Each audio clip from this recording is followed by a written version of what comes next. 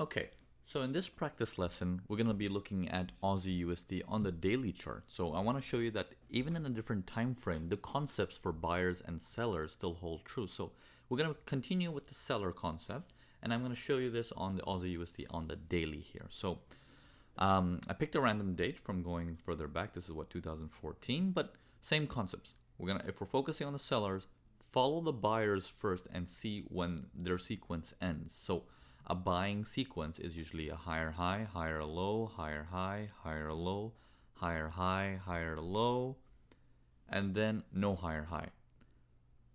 No lower low, attempt for an higher high, no lower low, reattempt, crash. So basically when it breached higher from here, it never went higher, but it never went lower either.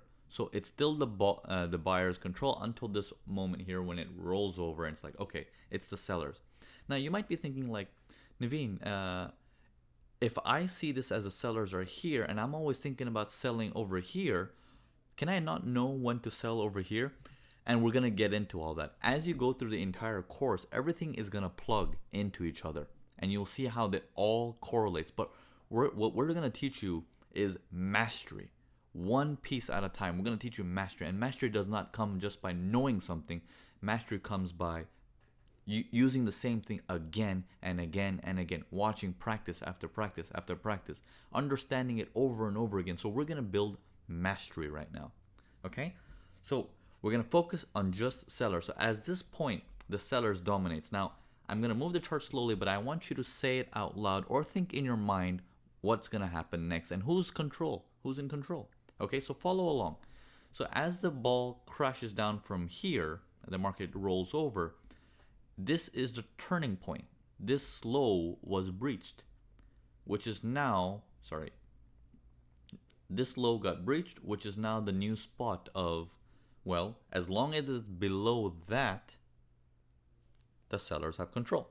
Okay, so let's take the market further. Buyers start to come in.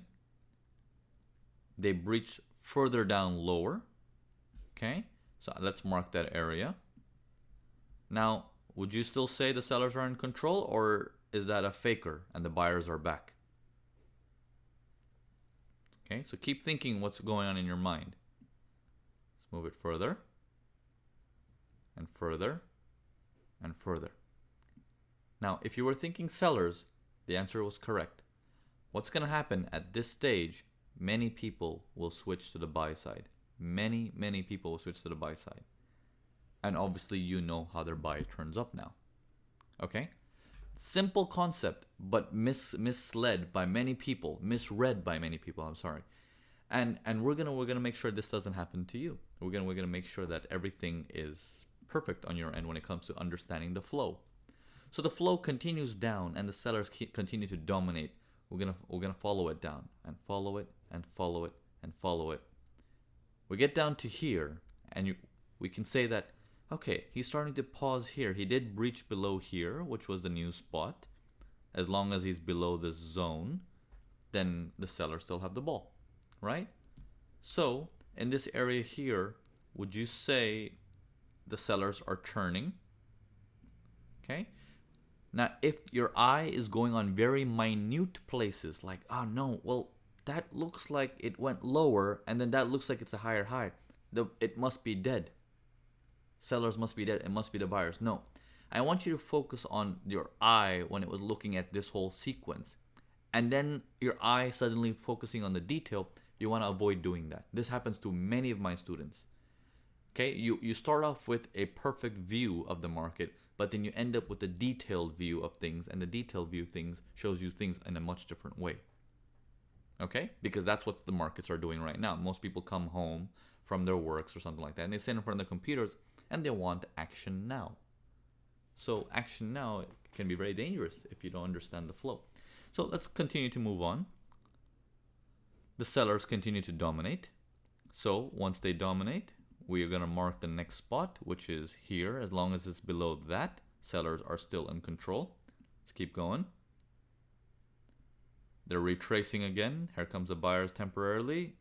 And so we got a spot here. Now, would we say the sellers broke their area and are back up? Or are we still using this area? Okay, that's a question to ask yourself. Did you actually make a lower low to count that as a new spot? Or was the market just going sideways this whole time? Okay, if you're saying sideways, the answer is correct. It did not make a lower low. It's still hovering around these prices. Don't be very strict on prices like, oh, that price is exactly there, but then he went 5 pips lower. Don't do that, because each broker will give you different prices and prices will vary. Okay, so keep that in mind. Don't be so strict on price. If it's thereabouts, you're good. Okay, so let's move it forward. Buyers were pushing up here, sellers come back here, and they're hovering around the same spot again. They're reattempting the buys. Look how high it gets. Everyone in the market's excited for the buys. Did we breach this? No. Reattempt for higher highs. This is its higher high sequence here. Did we breach it? No. And we got your sellers coming back in, hovering around the same bottom line again, and here comes the sellers again. Notice how long it took. This took from February to July. But all of this was in seller's territory. Okay? Hope this makes sense and it solidifies in you that, okay, who's got the ball? Who's got the ball? Who is still maintaining their grounds? Okay? That's a word we like to use quite a bit with my students. Maintaining grounds. The seller still has control. Okay, so on to the next example.